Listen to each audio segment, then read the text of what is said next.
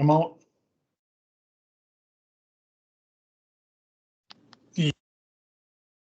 Am I sounding okay? You sound great. Okay. Good morning, everyone, or good afternoon, rather. Okay. Yeah, certainly want to welcome everybody. I see we have a large group, and unfortunately, Jason, I had to jump to my phone because I'm dealing with IT issues here at the office. So this is the second best thing. So I'm not able to see the list of participants like I would normally, which I prefer. So Jason, I'll rely on you to track that if we have any hands raised or anything like that needs to be addressed. I am, however, able to access the chat, so I'll be able to see what questions come up through that mechanism. So again, I'm anxious to get started and share an organizational overview of the Bureau of Indian Affairs. Some of you that were part, or hopefully most of you were part of the opening session, which I thought went very well. And we were able to have a lot of information shared then from the department, from Indian Affairs specifically, in terms of the priorities for this administration and the Secretary Holland, as well as from Brian Newlin's staff that were also able to participate. Catherine Isom Claus, who's the Deputy Assistant Secretary, PED. So again, I want to take this opportunity, one, to go through the slides. We have a very short slide deck. Jason and I will be tag teaming. He'll cover a few slides and I'll cover the rest of the slides. But I also think it's critically important to have a dialogue. So I would encourage all of you you can raise your hand in the Teams, or you can type in a question. But I really want to focus on not just me rattling off information, some of which most of you may know and some may not, but also give you all the opportunity to engage, to put forward any questions or comments that you'd like to share, or any areas that you would like me to specifically speak to in terms of clarification or direction, or some of the priorities and some of the different activities that we're moving forward in the field, and BIA in general. I'm going to rely heavily on Jason to cover some of the local things there within the region.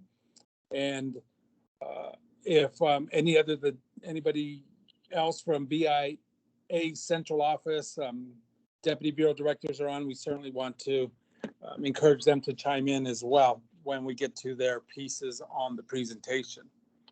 So I just wanted to preface our discussion first with that disclaimer that, one, we're going to go through some information and then again encourage you all to engage and raise your hands and ask questions either within the chat or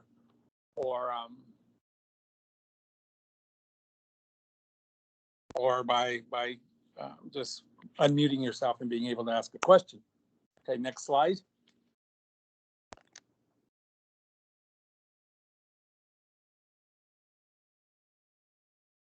Okay, we all are, I think, for the most part, familiar with the Bureau of Indian Affairs. So I'm really not going to go into the history. We all know what it's been. What we need to focus on, or what I'd like to focus on, is what we're doing going forward.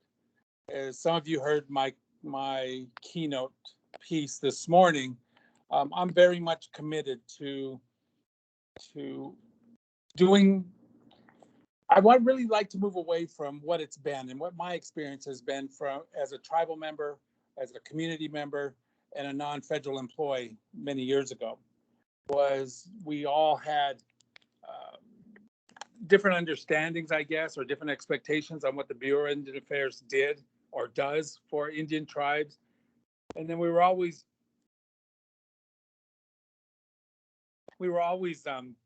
sometimes maybe they weren't as responsive as we'd like or as timely. And certainly there were issues and challenges from times past that we want to change that approach.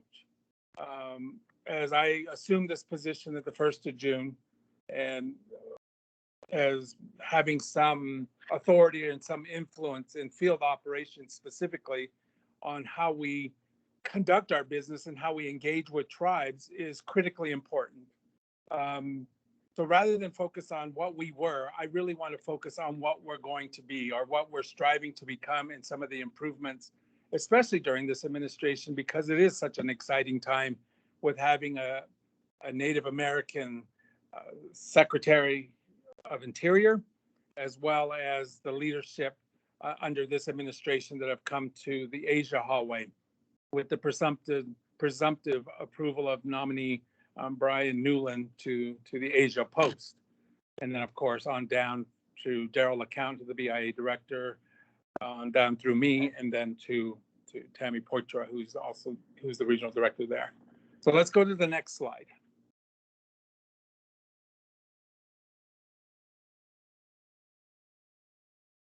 Okay, this is a lot of just the historical data that we wanted to make everybody aware of where we were and how we all started. We all know as tribal members and as stakeholders and of receivers of services, trust services from the BIA, we all understand where we came from when we were first created.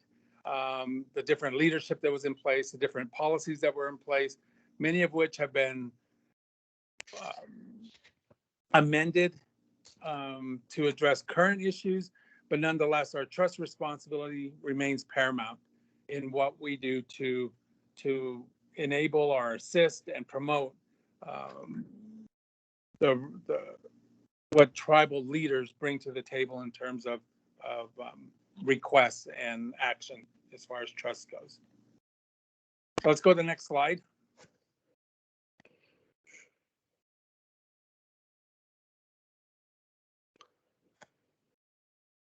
This is an organizational chart, and I hope you all can see it. I know it's a little small, but what it does is just explains the breakdown from the Secretary's office at the department. Secretary Deb Haaland, as we know, was recently confirmed as the Secretary under the Biden-Harris administration. And quickly she came forward with a lot of priorities and a lot of approaches that she wants to take. We were told early on that because, and we're fortunate to be in this situation where we have a Native American secretary, she certainly shares a special interest in Native American and Indian issues in Indian country as she moves forward with some of her priorities. But what a lot of people don't understand is how it trickles down from the secretary's level down to all the different things she oversees in the department, and then how it rolls down to the Bureau of Indian Affairs through the assistant secretary.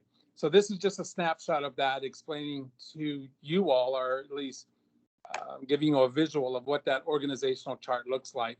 And where you can see where we're focusing on is under the Assistant Secretary of Indian Affairs falls the Bureau of Indian Affairs, which we'll see in the next slide is broken down even further, but we won't go there yet. And then also the Bureau of Indian Education. You may recall the Bureau of Indian Education being reorganized in mid-2000s, 2005 more specifically, and that was their separation from BIA, becoming their own bureau, as previously known as the Office of Indian Education Programs. So now we have the two bureaus, and they're continuing to wrap up their capacity to manage their bureau. And I'll talk more about that when we get into the next slide.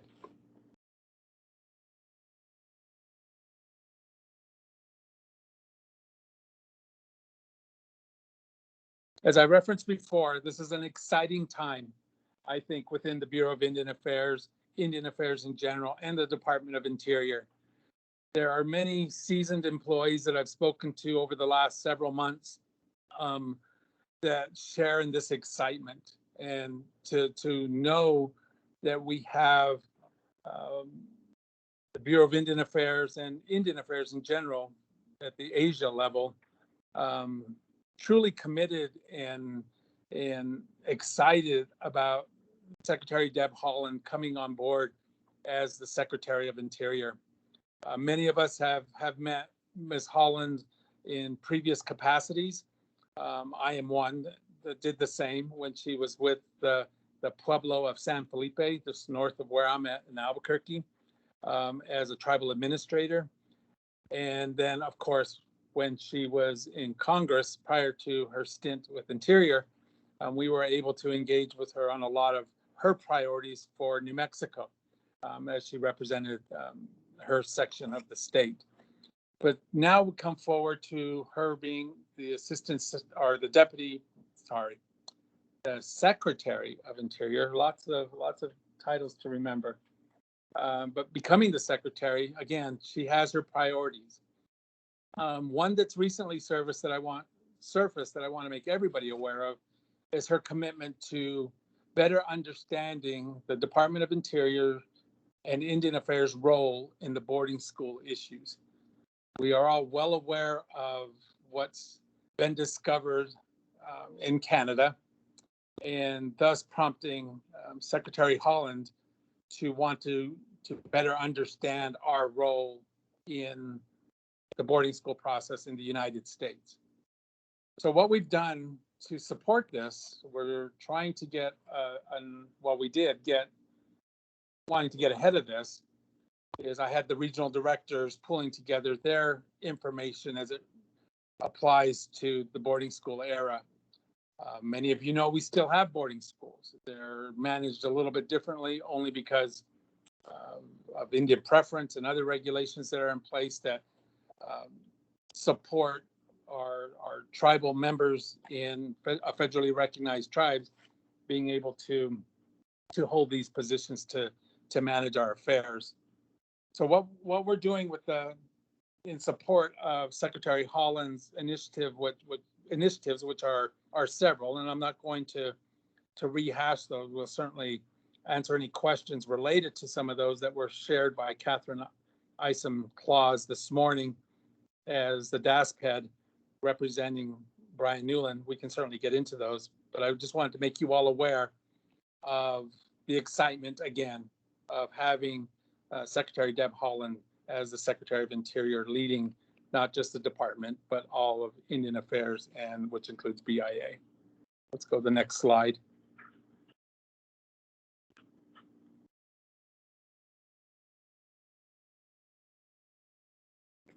Okay, this slide, I wanted everybody to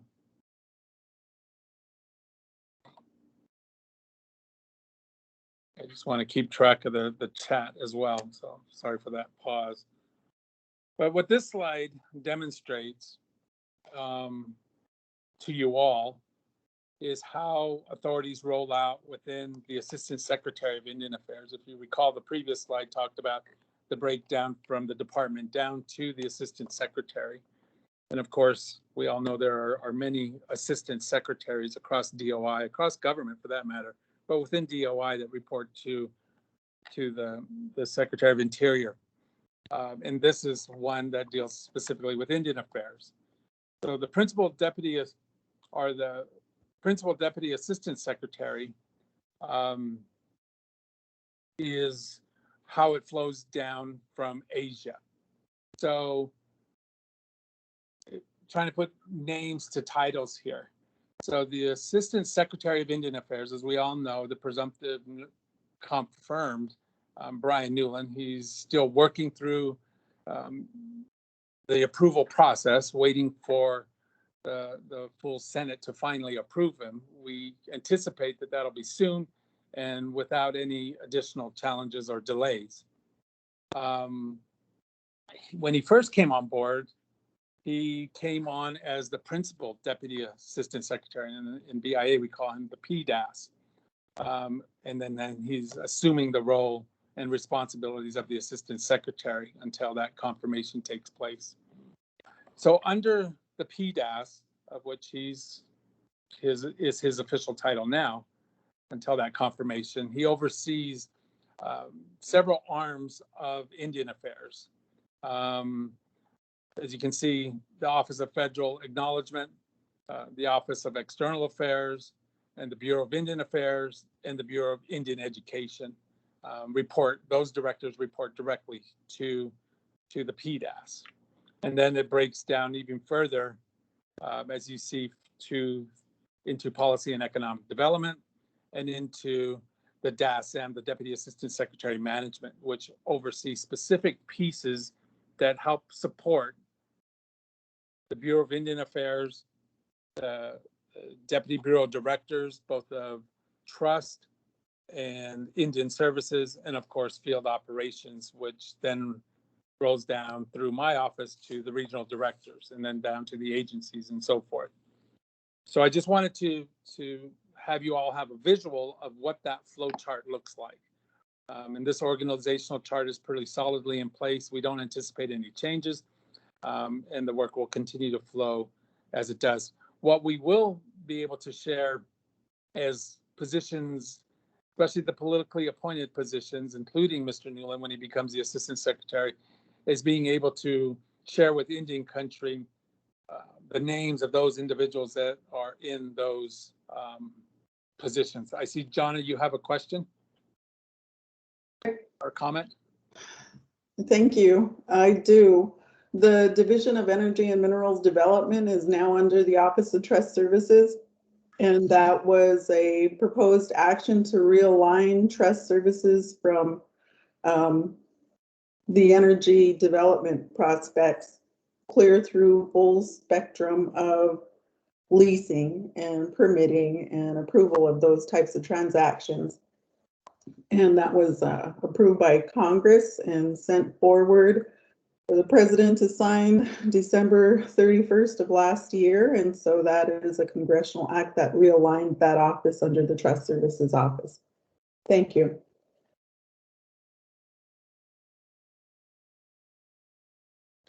Thanks for that, Jonna. Thank you for joining as well. Please chime in as you feel you need to for clarification. And I appreciate that because that is one of the changes to this org chart.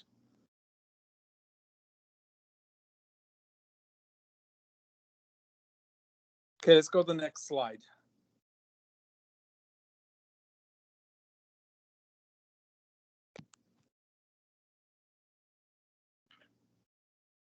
Okay, as I've referenced, the Principal Deputy Assistant Secretary of Indian Affairs is Brian Newlin, former Bay Mills chairman that I'm sure people in this region are very familiar with. We're excited to, as I said, not only with Secretary Holland being able to set priorities for Indian country and take a special interest in Indian affairs specifically, we're also excited to have Brian Newlin on board. Many of us have worked with him in his previous stint with the Asia office.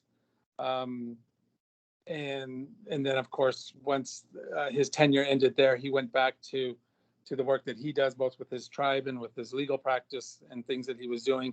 And then, so when we were notified that, again, that he would be coming back to work with Indian Affairs, I, for one, was very excited, as well as many of the senior leaders within Indian Affairs and with BIA, to, again, be able to follow his leadership and take some direction in the priorities he's setting. John, do you want to chime in? Do you have anything else you want to share regarding Brian's leadership, Mr. Newlin? Yes, I do. I am very fortunate to have worked with him in the past, and just taking his leadership to improve and streamline internal communications throughout the organization has really inspired me to make sure that we're all in this together. We're having this all-of-government approach as we communicate consistent messages, improve processes and procedures that benefit our Indian countries, and create the greater efficiencies throughout our organization. And he's great at building employee morale, and his engagement is honest and true to, lead us in that direction to make sure that we stay committed to that local community and keeping that at the forefront of our everyday work. And so I just want to share that with my experience with him in the past, and so thankful and happy he's there for us going into the future. Thanks for that, and nothing rings more true and more accurate. And I would like the tribal leaders and tribal representatives that are participating on this call to also know that as a former tribal leader and as a now a federal leader, he's very much committed and has made it very clear to his direct reports as we trickle it on down into the field of his commitment to Indian country in feed of trust actions and other things that we'll get into. And Jonathan, since you're on, I would appreciate if you later on when we get to the slide talking about trust that you'll be able to speak to some of those things. But his commitment is unfettered and welcome with best serving Indian country. So let's go to the next slide.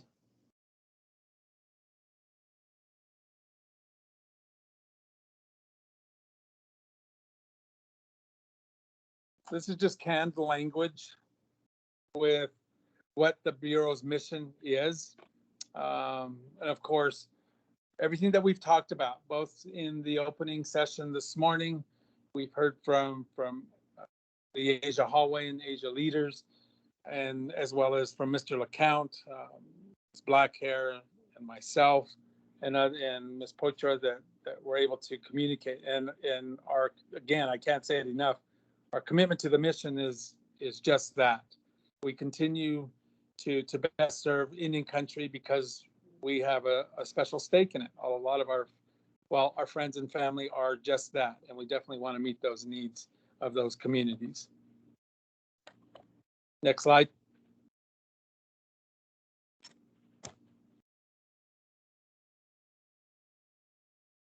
Okay, what this slide shows, and again, it doesn't have that adjustment on it. And John, I don't know if you got on earlier when I was explaining that I'm having computer issues. So unfortunately, I'm looking at this slide and all the slides on my phone screen, which can be a challenge from time to time, but especially with my eyes being the way they are.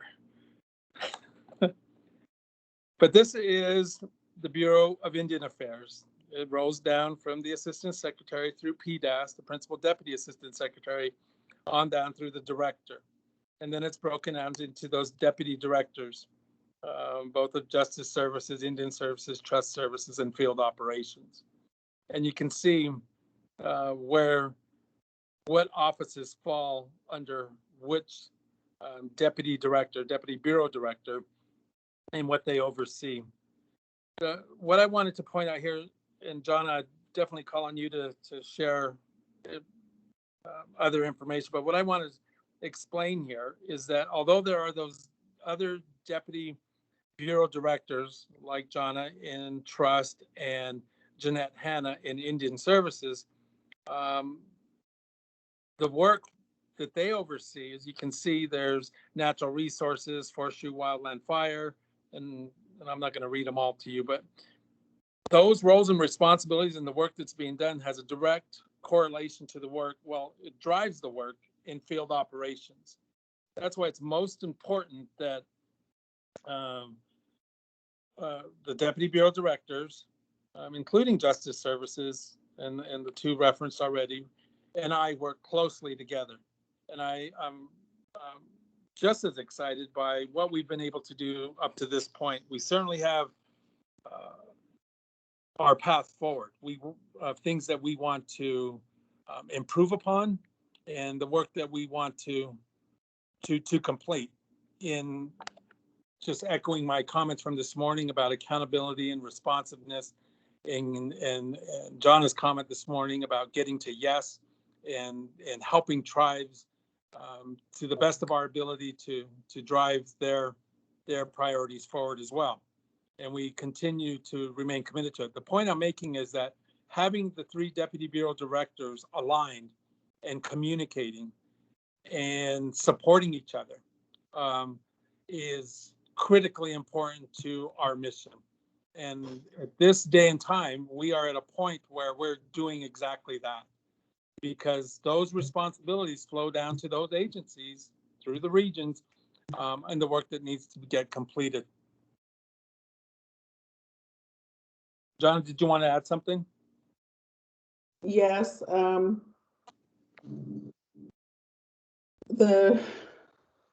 the work is very important out there, and as in my bio, you know, I've worked with Bart and student leadership at Utah State University, um, making sure that we have that connection to our people and the resources and the services that they need throughout BIA, Indian Affairs, IHS. My mother was the service unit director for IHS for a number of years, and keeping in touch with that human aspect of who we are and what we do and why we do it. It's because we have our families out there that need these resources and services. And I just want to share some information in coordination that Mr. Newlin has directed me to work with on some of these trust initiatives that the secretary is hosting or heading up with the cabinet members and her peers, and the committees that we are engaged in with the Bureau of Indian Affairs, and with tribes, and when tribal leaders are going to be incorporated into these goals and objectives. So there's 6 committees, and there's they're all to support Indian country. So there's a climate change, tribal homelands and treaties committee. And the participants are the committee leads are DOI, EPA, USDA, and the White House. And there's a health committee, there's an education committee, there's an economic development, energy, and an infrastructure committee. Committee leads are DOE, Department of Trust, or Department of Transportation, Department of Commerce, USDA, and the White House, and the Public Safety and Justice Committee, and an International Indigenous Treaties Committee. So the reach that we have in today's service is far and wide in government. And I just want it to be known that this is a point in time in history that is one to take the most benefit and advantage in coordinating our federal partnerships, our tribal relationships, and focus on matters that are going to sustain us for many, many years to come, for the types of inter-tribal and intergovernmental relationships that we have in that true government to government sense, with a voice to be heard, not only at your local agency offices, but clear through to the President of the United States, and also international and indigenous issues and committees that reach beyond our borders. So I just wanted to share that, and still very motivated by the direction and the leadership that we have in the Department of Interior and with our President.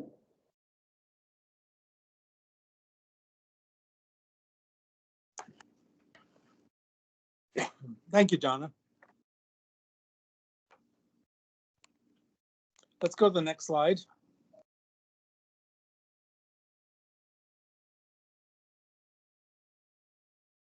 What more can be said? General account. And Donna, please feel free to chime in on this. I know you've worked with Daryl a lot longer than I have, but Daryl is one that's very committed. He has a ton of institutional knowledge. Many of you worked with him probably in different capacities throughout his 33 years of service, which needs to be commended. And just some of the information that he was sharing this morning was making my head spin. He certainly is a great leader, but has a keen interest in all of the issues impacting Indian country. And just in some of our conversations that we've had, both as senior managers of BIA and being able to plan decision-making and coordinate our communication and the work that we're doing and the leadership that he provides has been exemplary. He's able to lead, I think, effectively, and is able to do some great things with this team that he's pulled together, of which I'm very impressed with all of them. So, John, please chime in if you have something else to add. That'd be great.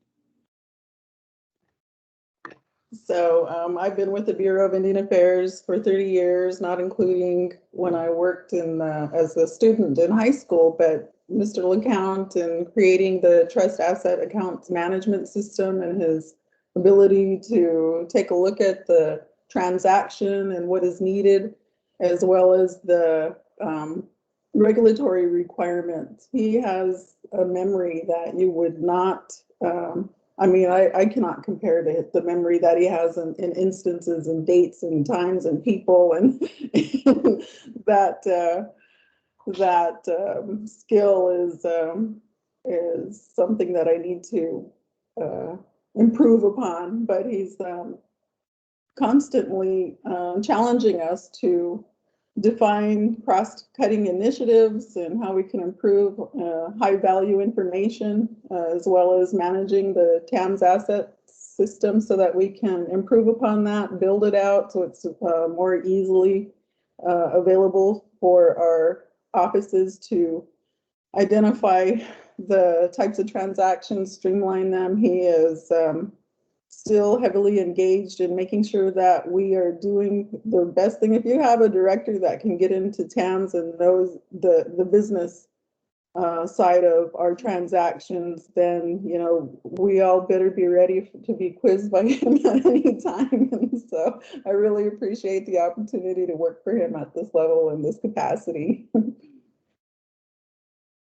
So true. So true. And that's one thing that, you know, I hope to be at a point in my career as Darryl LeCount is, with being able to recall all those instances and names with faces and some of the stories that he tells from years ago of how things were and where we're at and what we're doing is just incredible. And I know a lot of you are probably thinking, okay, it's enough, but we can't express it enough that we're in a good place with our leadership. We're in a good place with him providing the guidance to do our jobs to the best of our abilities. And like I said, the team that he's pulled together, I think is one of the best teams that I've seen in a while.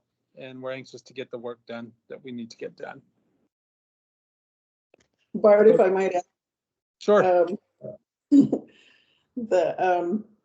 The information that he carries with him is phenomenal. And if anybody ever has a question and wants to know, you know, how come this happened, or, you know, he knows why things occurred in the history, like he said, in serving in various administrations. He's a walking encyclopedia, and so knows exactly why we do what we do and how we do it and what we can do to do it better.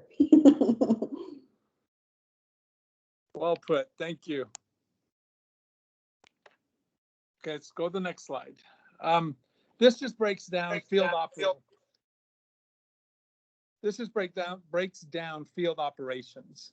As I referenced before, under my shop are the 12 regional offices peppered throughout the United States, Midwest being one of them, of course, and then breaking down the agencies and duty locations. And I was actually wanted to go deeper into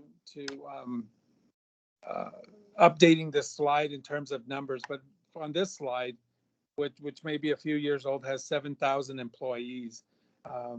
We are definitely the largest, employee-wise, the largest amount of employees within field operations, within the Deputy Bureau Director Field Operations umbrella. And those, again, are the boots on the ground that are doing the work at the agencies and at the regional offices and so forth. So just a quick snapshot of what that looks like nationwide under field ops. Go to the next slide. Let's go to the next slide. No need to look at my mugshot. I'm going to pause right here because, John, I want to apologize that we should have delved deeper into this in terms of having a slide for you and give you an opportunity to share with the group the structure of your shop.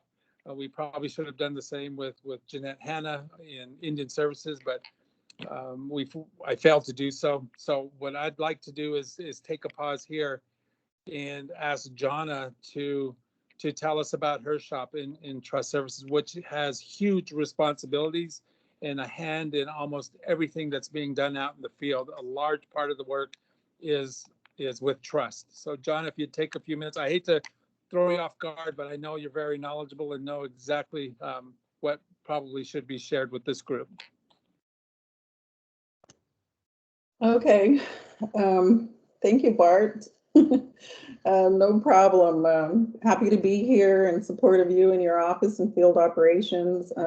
Just to share a little bit about Trust Services, I sent Scott Cameron a quarterly newsletter of what we're doing in Trust Services and hope to have another one out for this July quarter to share the goals and objectives and accomplishments and the support that we lend to field operations and the wonderful work that's happening out in field operations. So Trust Services is comprised of environmental and cultural resources. We handle the Fee to Trust process. Regional directors were recently given that authority to assume the approval of those off-reservation Fee to Trust transactions.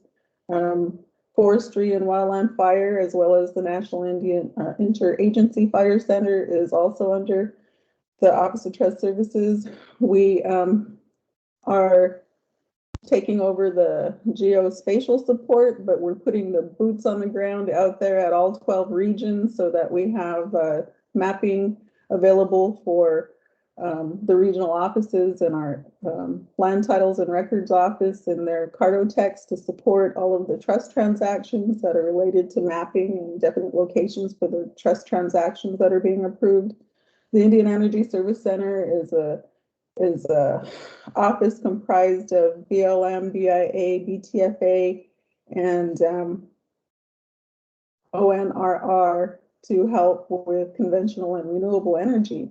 We are working towards renewable energy action to support the administration and converting some of our conventional energy tribes over into renewable resources with an all-of-government approach by incorporating DOE.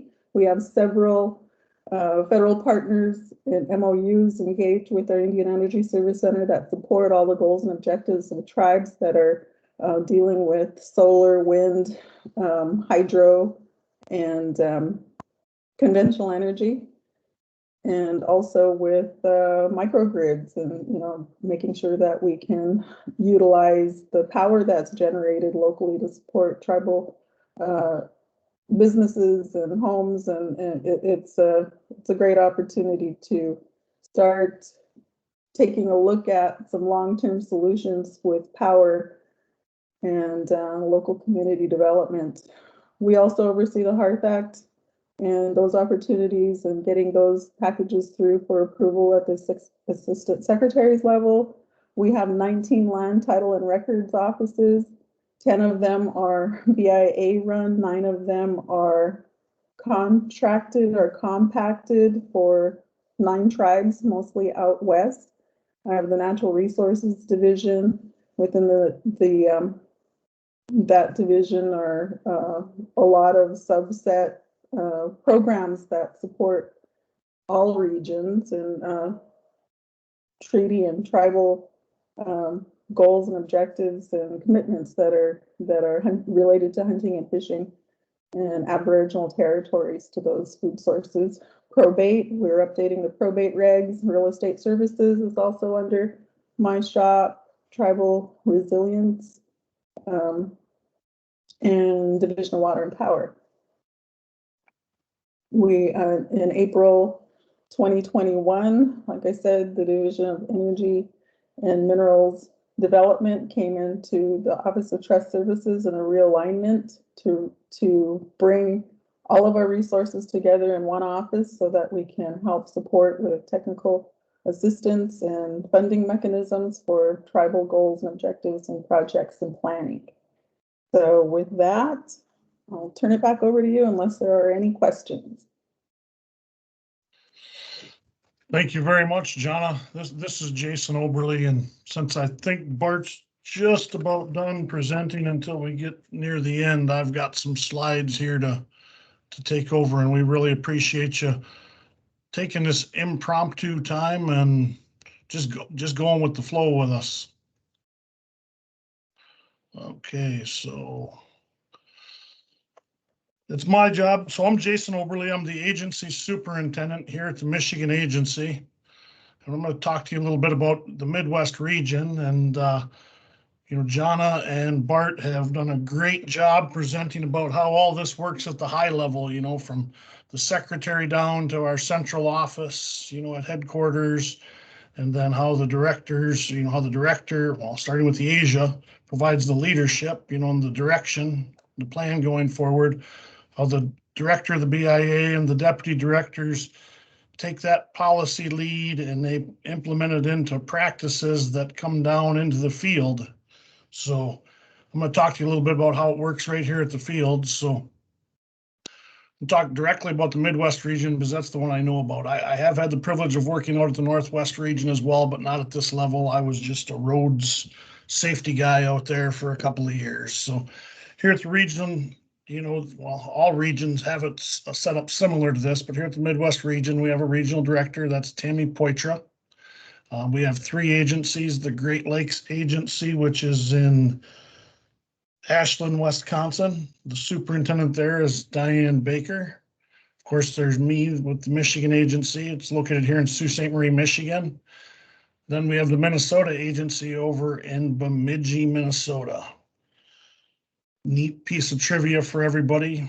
Between Michigan and Bemidji, we got the east and west ends of Lake Superior covered, so everybody's got to watch out. We're guarding all the fresh water.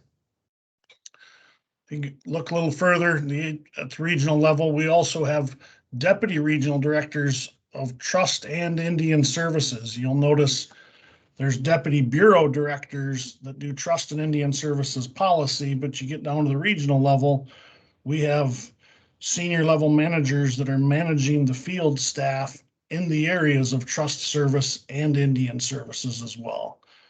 So these are the boots on the ground as they were described by Bart. The folks that when, as tribal leaders or tribal citizens call for any actions for use realty, for example, if you need a NEPA check on a lease or something that, we'll probably you'd call one of our leasing staff. It would come in, it would go through environmental services, probably get a categorical exclusion, and that process would go back to probably one of the agency superintendents who would have to get into TAMs, which we talked about a little bit earlier, and approve that.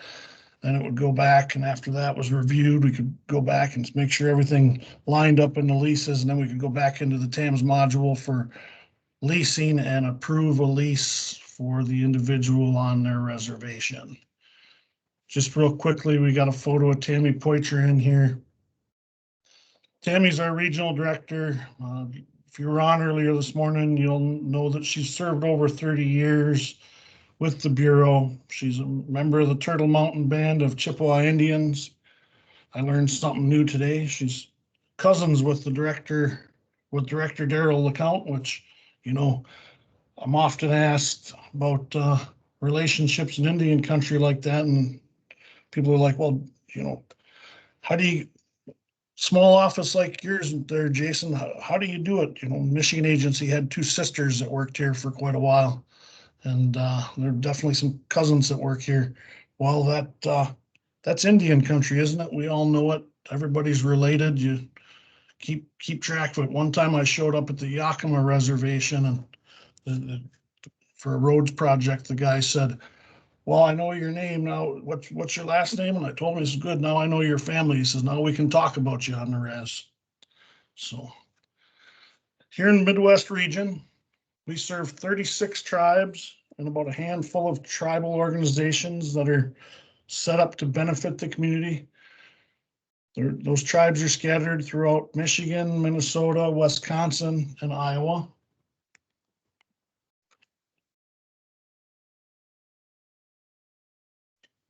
The Midwest region, through all of its branches, including the agencies and regional departments, provides some direct services to the tribes. For example, our roads program still does some direct services, but we also distribute funds to the tribes to self-manage programs under the various authorities of Public Law 93-638, which allow the tribes to be more flexible in in the way they express their self-governance and self-determination. What I mean by that is Public Law 93-638 allow, either a self-governance compact through the public law or a self-determination contract. Those two vehicles of providing money to the 36 tribes is how the tribes are, functioning after, well, how they're taking the money and they're managing the program for themselves. And that provides each of the communities a lot more flexibility. What happens then is, those of us in the field at the agency who may have distributed the money, I'll use Michigan Agency, for example, as we work with the tribes. If they're a 638 contract tribe and they have a question about something with the program, my staff is then, the technical expertise when they call and say, well, we're working on this project that's being funded through the forestry program, and we're planting some spruce to stop some erosion near the water.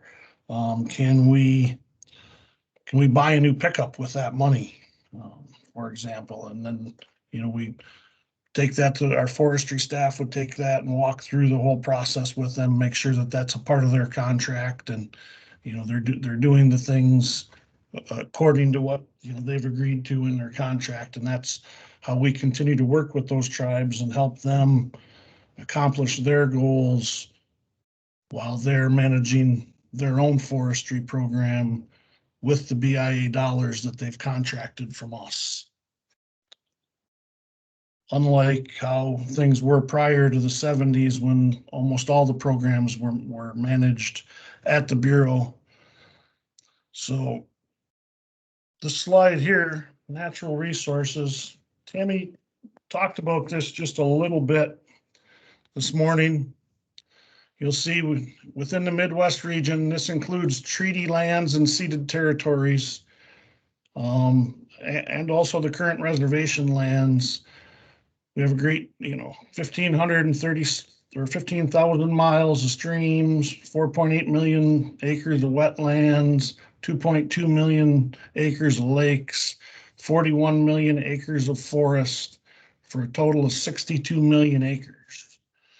So the reason I brought this up, and I wanted to talk to you about it just a little bit today, as we talked about, the reason I chose the natural resources is I believe it's very important to understand the impact that we, all the BIA employees and tribal citizens working together, have on this wonderful environment we have here in our Midwest, and the long-term value that us working together has for it. These numbers are important because every acre will affect the quality and sustainability of the largest freshwater supply on our planet. Yes, I said it, the largest freshwater supply on our planet. Our actions and decisions today and tomorrow are going to affect the quality and supply of the fresh water here, and at some point or another is going to be not just local water, but it's going to be water they're going to try to get in California, and they're going to try to get anywhere else that there's not water. Yes, they're beautiful freshwater lakes, the Great Lakes. We fish on them, we play on them, we do a lot of things around them, and they provide us a wonderful lifestyle.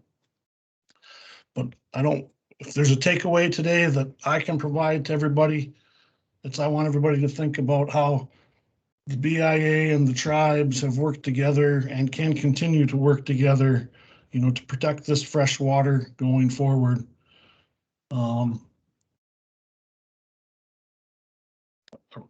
I really appreciate you all taking the time to listen to me. I'm going to move forward, and this is going to bring us back to some more items that are more at the central office level. And this is a slide about the Office of Justice Services. This falls directly under the Deputy Bureau Director for Justice Services. So I'm going to bring it back to Bart. Take it away, Bart. Okay, thanks, Jason. Real quick before we get off the topic what Jason just covered, I just wanted to let everybody know of some of the work that John and I are doing together. As I referenced earlier, a lot of the work that we do, and Jason did the same, out in the field deals with trust. A lot of the actions that we've talked about with realty and other pieces using some of the federal actions that we have to move forward revolve around trust. So what Jonna has brought to the table, and I'm glad we're collaborating on this, is getting our arms around effective practice or best practices, if you will, out in the agencies and out in the field in general, and wanting to definitely identify and bring forward those best practices, but also align our effort, align the work that we're doing, so that what you're hearing from either one agency or one region as opposed to another, that we have some consistency in the work that we're doing and the way that we're doing the work. So what John and Jonna brought to the table, this tool that she's developed that can go out and ask the right questions, gather the right data, and better understand those best practices out in the field at the agencies, at the regions, or what have you. And then we can come back and design a strategy that can, one, identify what areas may need improvement, but just as importantly, identify those areas that are going very well and hopefully be able to replicate those across other agencies, across other regions, thus building that alignment in the work that we're doing. All within the parameters of the regulations and policies that guide the work. That's still in place and will still meet those criteria. But we really want to bring forward those best practices, and we know there's tons of it out there that agency folks and regional folks are going above and beyond in doing the best work that they're doing for the tribes and the communities that they serve.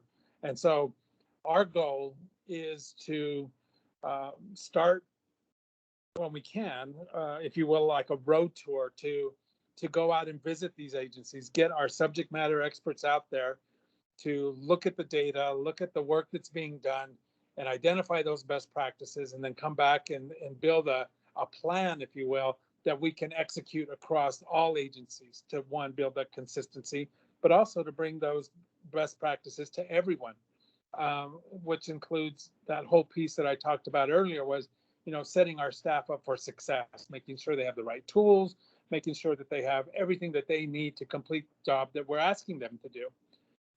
And as Jason referenced, we talk about the central office level of trust and agency level of trust. And we want to definitely build that bridge and make sure that we're meeting those expectations and that we're meeting the mission that's been put before us by Secretary Holland and Presumptive Assistant Secretary Indian Affairs Brian Newlin. So we're anxious for that to happen. I want to share that piece real quick before we move on to OJS.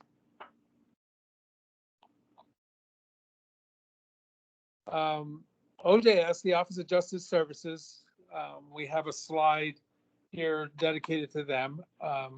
Jason O'Neill is the Deputy Director of OJS at Central Office. He comes to the position, some of you may recall Charles Addington, who was in that position previously. There's been a change in leadership, and now it's Jason O'Neill, and he's brought his team together, and he certainly has his plate full with a lot of the different things that he's doing out in the field. One of the more critical issues, and definitely the one that's most visible, is the Missing and Murdered Unit, MMU, which is an offshoot of the MMIW initiative previously.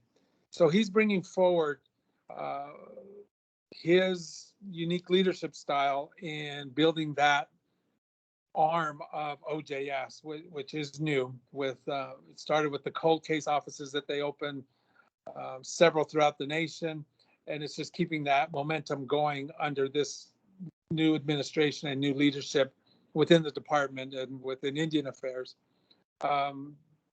It still doesn't take away from other things that he's working on or overseeing with, that's referenced here in this slide, with the detention programs, corrections, law enforcement, criminal investigations, and then of course that I reference MMU, the missing and murdered unit, of which I know they're staffing up to keep that momentum going. Also the justice system and the BIA courts, with that program that falls under him as well. And there's 288 of those across the Indian country. We can go to the next slide.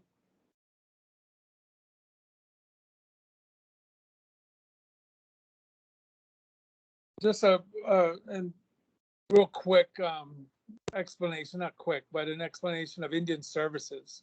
Jeanette Hanna is the Deputy Bureau Director in Central Office for Indian Services. Right now, with the recovery funds, CARES Act, ARPA funds that have rolled out from Indian Affairs and from Treasury, but more specifically for this slide, Indian Affairs funnels through the Office of Indian Services, just because the Office of Indian Self-Determination, which oversees the awarding officials with the 638 contracting, falls under Indian Services, along with other pieces that Jeanette's been busily working on. And this has definitely been a big piece of what's been done recently, with making sure that we're getting those funds rolled out and getting the mods to the contracts and the budgets that we need and the scopes of work from tribes so that we can make those awards. I want to commend Jeanette and her shop for the fine job that she's doing with those pieces, with the ARPA funds that have recently rolled out from Indian Affairs. She's also charged with a lot of other work that involves other pieces of Indian Services, and we can reference that other slide as I broke it down earlier. But again, I don't think Jeanette is on, but nonetheless, if there's anything that rolls out from you all in terms of needing clarity or needing additional information, we can certainly be that. Both John and I and Tammy can be the conduit to take your questions and answer them as best we can, but also reach out for the more detailed responses that may require Jeanette and her shop to respond to. I want to, no, you're fine with moving forward with the slide. I just want to say that when I got into the habit, and some might think it's a bad habit, some may not. I didn't think it was, but I refer to Indian country as just that, Indian country. But I was told that that by a person from Alaska, that when we say Indian country, we're excluding Alaska. So I got to retrain myself, rather than just say Indian country, to say Indian country and Alaskan Native communities as well. So I just wanted to make sure that if there's anyone on the call that believes the same or feels the same way, because it probably is very accurate, I mean no disrespect, and I don't want to exclude anyone. So when I say Indian country, until I can train myself, I'm not excluding anyone in Alaska. BTFA, Bureau of Trust Funds Administration, formerly the Office of the Special Trustee, OST, is led by Gerald Gidner, who's the senior executive over BTFA. And many of you know that Jerry did a stint as the BIA director several years back, but has since been at OST and then now BTFA. And this slide just breaks down what that program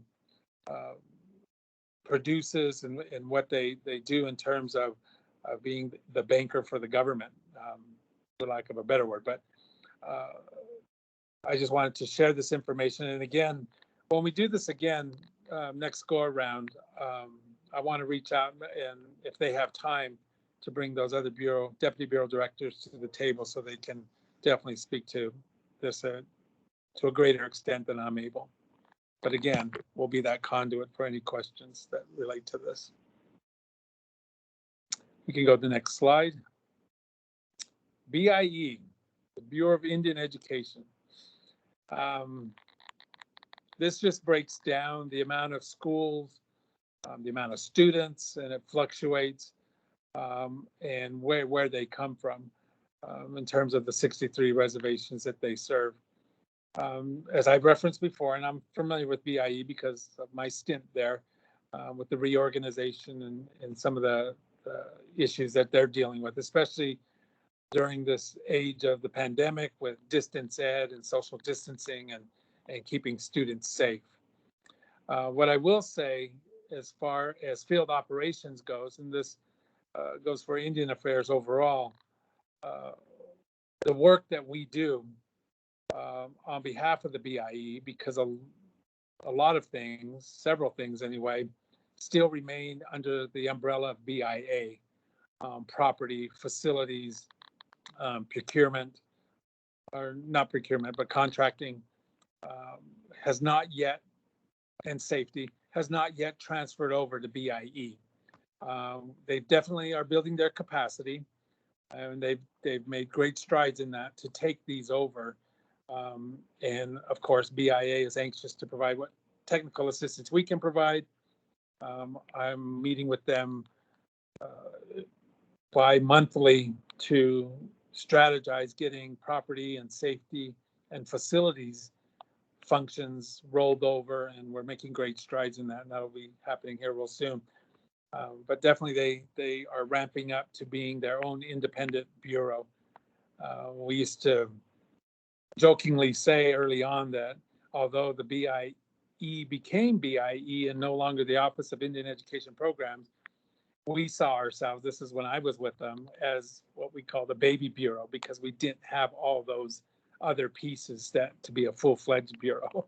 So they are well on their way to getting there, and are definitely have the resources and the staff to ramp that up to be able to take on a lot of their programs for themselves. As I spoke about earlier, I just want to mention that again about the boarding school issue that we're currently collecting data on to roll up to the department to meet the requirements put forward by Secretary Holland to better understand the federal government's role in boarding schools in the United States. We're doing a lot of research with cemeteries on these campuses, as well as other issues and concerns that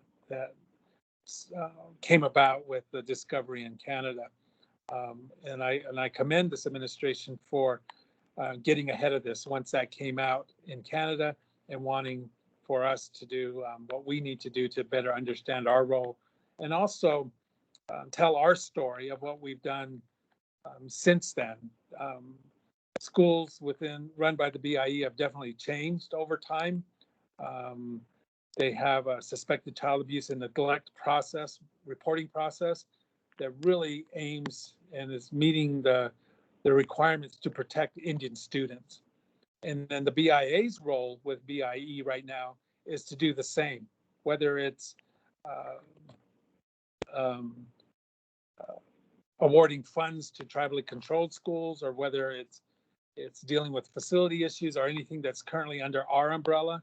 When it impacts students or student safety, it immediately becomes a priority for the BIA, and that'll remain intact, and even through technical assistance after BIE assumes those roles. So that's our commitment within BIA to BIE, to ensure that students have what they need and that they're safe. And I can speak to that firsthand. When I was the Navajo Regional Director, when we got over 15,000 laptops, because as some of you may know, the region in Navajo has the most BIE schools of all regions. So we were inundated with imaging and recording property information for those 15,000 laptops, so that we can help students continue learning while they're during the pandemic. We can go to the next slide.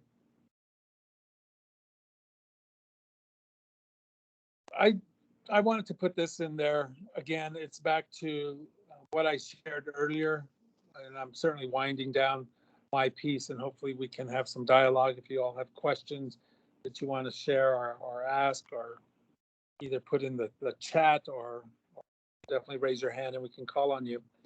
But what I shared in my piece of the keynote was just our commitment. Wanting to be a better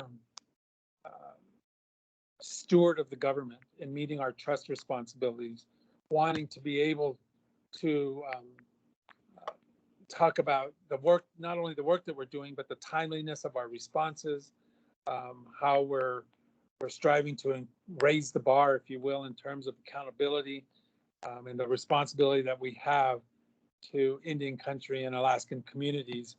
And then how we go about our compliance pieces with the monitoring that we do, and not just to be an I got you kind of agency, but one that we can stand side by side with tribes and communities and work through some of the problems that may come up.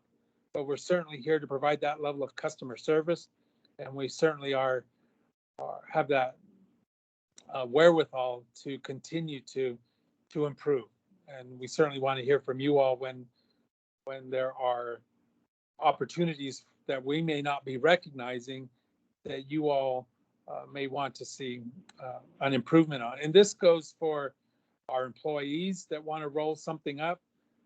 This goes for tribal leaders, of course, community members, friends and relatives, that somebody has issues where their needs aren't being met, or there's an issue that we can improve upon. We certainly want to know about it, and then we'll certainly come back and give some direction or provide some leadership to make sure that we're doing what we need to do, and in a timely fashion. And back to that point that I talked about, the assessment tool that we'll be partnering with Trust to identify those best practices. This aligns directly with that effort. So I think I'm near the end of my slide, but let's go to the next one. Yes, we are. I just wanted to end my piece of this, along with Jason's, with our contact information. Excuse me. So that if there's ever any need for anyone on this call to reach out to me, of course, if you're a federal employee, please roll it up through your next line supervisor. We certainly want to respect that line authority, but we also want to be available. And I know that goes across for Darryl LeCount's direct reports. If there's something that we need to know about that needs to roll up to the central office level as part of senior management, we certainly want to know about it. And we certainly want to have that opportunity to adjust where we need to make sure that we're doing the best job that we could possibly do. And we're committed to that. So with that, Jonna, I don't know if you have any closing comments for our piece of the presentation, but I'd certainly turn it over to you if you do. Great job, Bart. And Jason, I really appreciate the opportunity to join you and support you all. And we'll be here as well to answer any questions. I am very committed to that collaboration and partnership with our tribes and our tribal leaders on behalf of their goals and objectives across all of the trust programs. And in having that coordination and collaboration, knowing what's going to work best for them, what kind of capacity building and what they have to offer, and seeing our processes streamlined even further. I welcome those types of comments as we modernize our systems and develop our processes going forward, as well as updating our regulations and providing those congressional narratives for increased budgets. That will help me do my job better if I have that type of interaction and engagement from all of us on the line today. Thank you.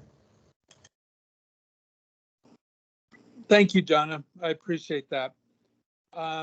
Patricia, I see you have your hand up. Yes, I do. So there's just a question in the chat. Will we get copies of the slides?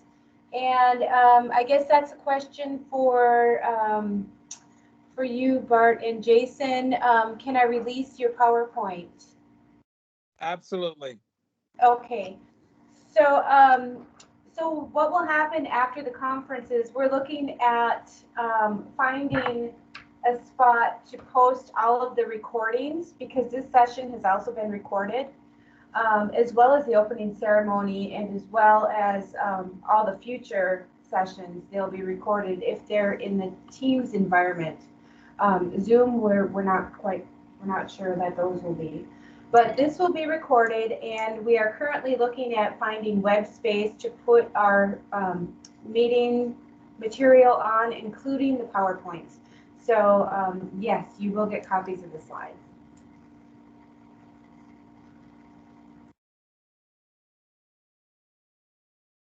Great. I appreciate that, and I appreciate everybody participating. Not seeing any questions in the chat.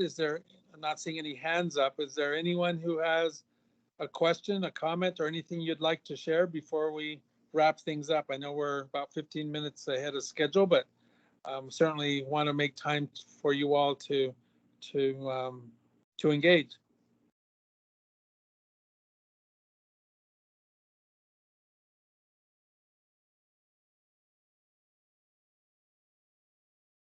Again, if something comes to mind later on, maybe you think of something later on in the day or later on throughout the conference, please don't hesitate to roll it up. Patricia, I don't know what mechanism you want that to happen in, but we're certainly available by email or text message or chat. If something comes up that we can answer, or maybe you want to ask more in a private setting, certainly would make ourselves available to do that, to be responsive in a situation like that where you want to have more of a one-on-one. But with that, that concludes my piece. Jason, do you have any closing comments? I'd just like to thank everybody who attended. I know the total number that signed up was 265. I don't know if we got all of you in here or not today, but I know that I really appreciate everybody who took the time. I want to say thank you to Jana for her last minute addition. We're real happy to have you. You being here and allowed me to be a little quieter. I do appreciate that more than you ever know. So thanks, everybody. Yes. Thank you, everyone, and thank you too, Jana. Really appreciate it. Wealth of information. So with that, Patricia, we'll end the call. All right. Thank you very much, everybody. You have a great day and stay safe.